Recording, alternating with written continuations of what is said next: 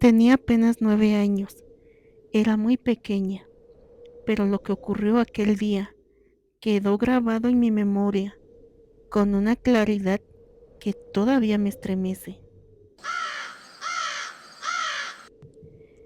Era el mes de julio, tiempo de vacaciones escolares. El aire tenía ese olor húmedo y pesado que anuncia la temporada de lluvias. Mis papás, mi hermanito y yo decidimos aprovechar esos días libres para visitar a mis abuelos, que vivían en un pueblo apartado, lejos del ruido y de las luces de la ciudad. Tomamos el autobús por la mañana. Recuerdo el traqueteo constante del motor, el crujir de los asientos y cómo el paisaje iba cambiando poco a poco. Los edificios desaparecieron, las calles se hicieron más estrechas y la vegetación comenzó a cerrarse a los lados del camino, como si el mundo se fuera volviendo más silencioso. Después de varias horas, por fin llegamos al pequeño poblado. El cielo ya estaba cubierto por nubes densas y oscuras que parecían aplastar los techos de lámina. Apenas habíamos puesto un pie en la calle de tierra cuando el viento sopló con fuerza, levantando polvo y hojas secas, y en cuestión de segundos la tormenta se soltó de golpe, con un trueno tan fuerte que hizo vibrar el suelo bajo mis pies. En pocos segundos comenzaron a escucharse truenos ensordecedores y relámpagos que rasgaban el cielo como cuchillas de luz blanca. La lluvia cayó con una furia desmedida, como si el cielo entero se estuviera desplomando sobre el pueblo. Las gotas golpeaban el suelo y los techos con violencia, levantando pequeñas nubes de vapor y tierra mojada. Empapados, corrimos como pudimos hasta la casa de mis abuelos. Apenas cruzamos la puerta de madera, otro trueno hizo temblar las ventanas. Entonces comenzó lo que nunca he podido olvidar. Sobre el techo de láminas se escucharon golpes secos, pesados, rítmicos. No eran ramas, no era el viento, eran pisadas, pisadas firmes que recorrían la casa de un extremo a otro, más fuertes incluso que el estruendo de la tormenta. Cada paso hacía vibrar la estructura, como si algo enorme caminara lentamente sobre nosotros, acechando. Dentro, el ambiente se volvió pesado. Mis abuelos guardaron un silencio absoluto. No dijeron una sola palabra, pero en sus ojos se reflejaba un terror profundo, antiguo, un miedo que parecía venir de algo que ya conocían y que jamás habían querido volver a enfrentar. Era un pánico que nunca antes les había visto. Mi madre comenzó a llorar en voz baja, llevándose las manos al pecho mientras rezaba todas las oraciones que sabía, atropellando palabras, suplicando entre susurros temblorosos. Su voz se mezclaba con el retumbar del cielo. Y afuera, en el patio, entre la cortina de lluvia cada vez más densa, se escuchaban graznidos y aleteos desesperados, como si algo revoloteara en la oscuridad, golpeando contra las paredes, arrastrándose entre el viento, esperando. La tormenta no daba tregua. Los relámpagos iluminaban por segundos las casas vecinas, revelando siluetas torcidas, árboles que se agitaban como brazos desesperados y sombras que parecían moverse, incluso cuando la luz desaparecía. Cada destello dejaba en mi mente imágenes fragmentadas que no alcanzaba a comprender. De pronto, mi abuela reaccionó. Con manos temblorosas arrancó la vieja tranca de la puerta y comenzó a rociar sal en las ventanas. La esparcía con desesperación, formando líneas gruesas sobre los marcos, cubriendo cada rendija, cada grieta por donde pudiera filtrarse algo. Tomaba lo primero que encontraba a su paso: costales, trapos, tablas, cualquier cosa servía para sellar la casa. Que no entre, murmuraba entre dientes. Fue entonces cuando escuché la palabra que me heló la sangre: la bruja. Nunca imaginé que aquellas vacaciones se convertían en las más horribles de toda mi vida. En ese instante entendí algo que hasta entonces me parecía solo superstición de pueblo. Cuando alguien dice que ha visto a una bruja, no se le contradice, se dibuja de inmediato la señal de la Santa Cruz sobre el rostro, como si esa simple marca pudiera detener lo que camina sobre los techos en medio de la tormenta. Mi abuela, con voz baja y entrecortada, nos contó que en el pueblo hacía mucho tiempo corrían rumores inquietantes. Decían que en las noches más oscuras se veían bolas de fuego cruzando el cielo, descendiendo sobre las chozas donde había bebés recién nacidos. Murmuraban que más de un niño de pueblos cercanos habían desaparecido sin dejar rastro, y que todos sabían, aunque nadie lo dijera en voz alta, quién se lo había llevado. También se hablaba de borrachitos que amanecían tirados entre los nopales, con la ropa desgarrada y el cuerpo lleno de espinas, jurando entre lágrimas que algo los había arrastrado por el aire y arrojado como si fueran muñecos. Pero, según decía mi abuela, jamás se habían escuchado esas pisadas sobre los techos. Nunca, tampoco habían visto bolas de fuego rondando las casas. Hasta ese momento, muchos pensaban que todo eran chismes, cuentos viejos para asustar a los niños. Mi abuela iba a decir algo más.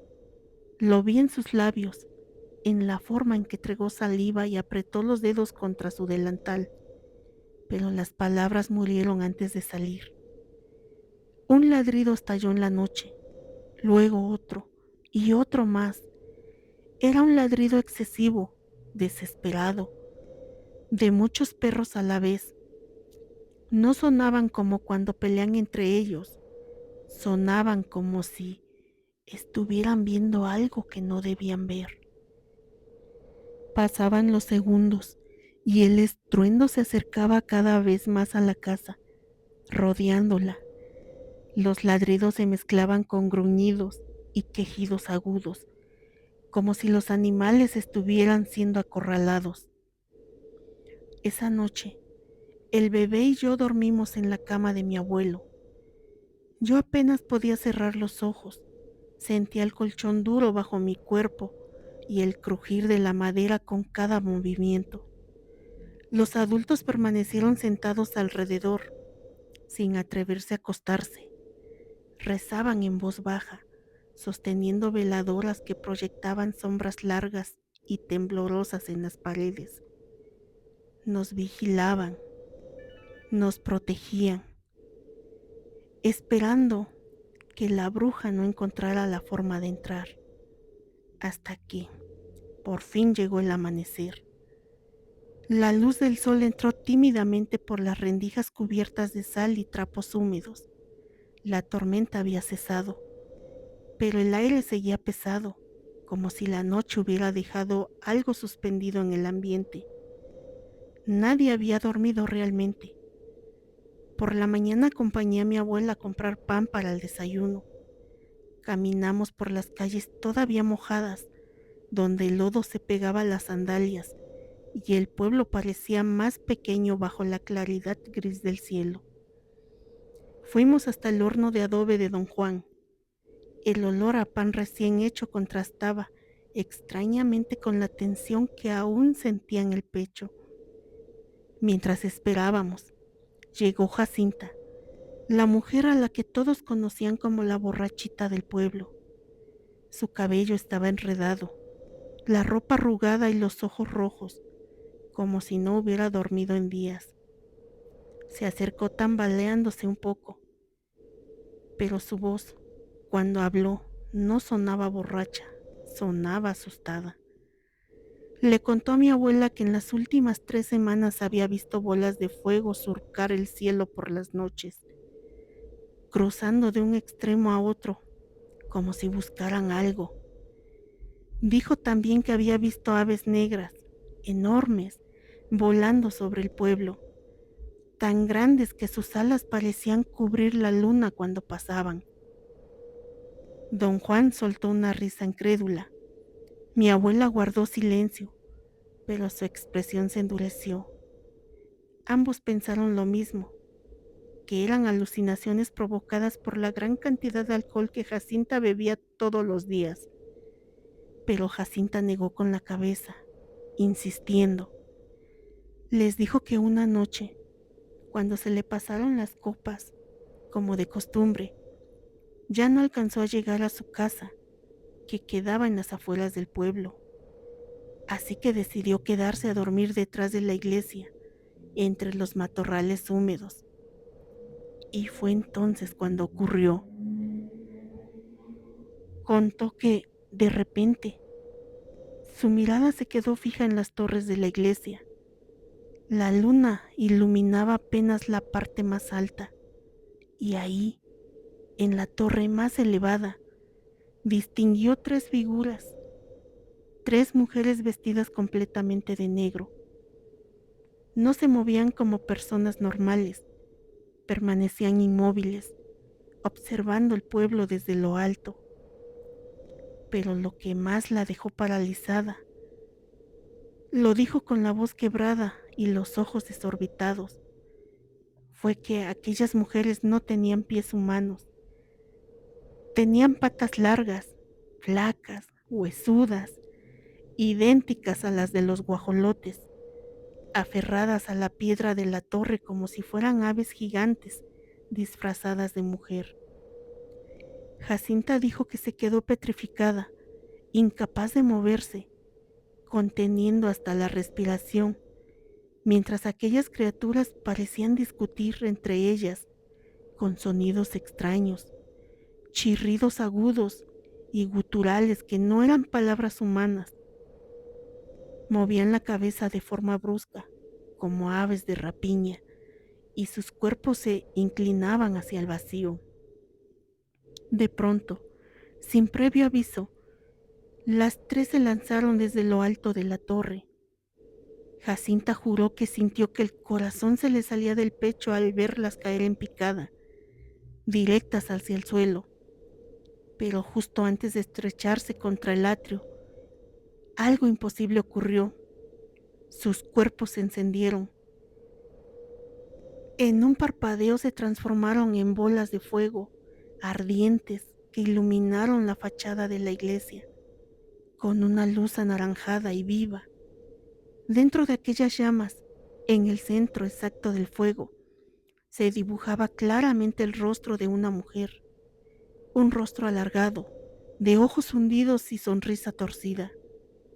Las bolas de fuego comenzaron a girar alrededor de las torres, dando vueltas lentas primero, luego más rápidas, dejando estelas luminosas en el aire oscuro.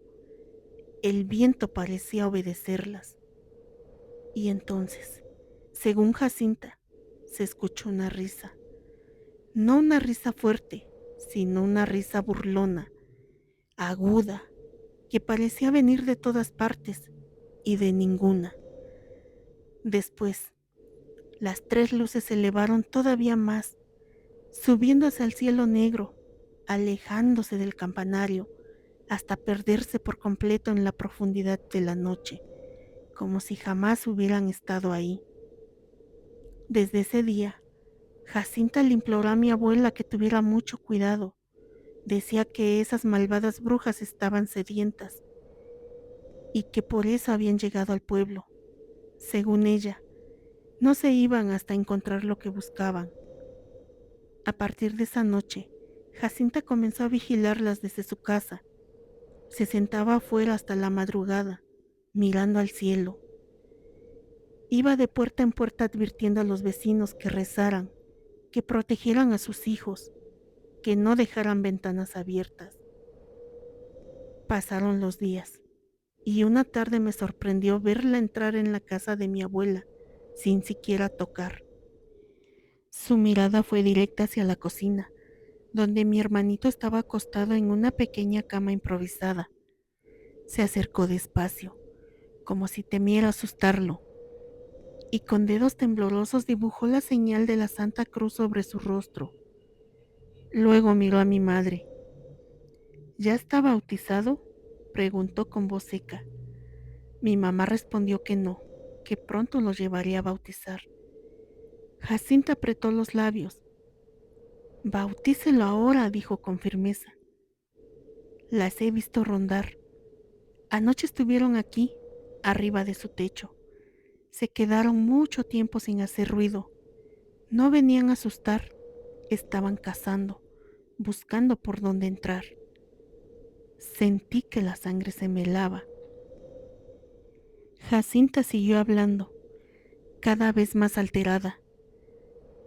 Protejan al niño, pongan unas tijeras en forma de cruz debajo de su almohada, pinten un círculo de cal alrededor de la casa y recen, recen mucho, porque esas arpías se vayan del pueblo antes de que pase algo malo.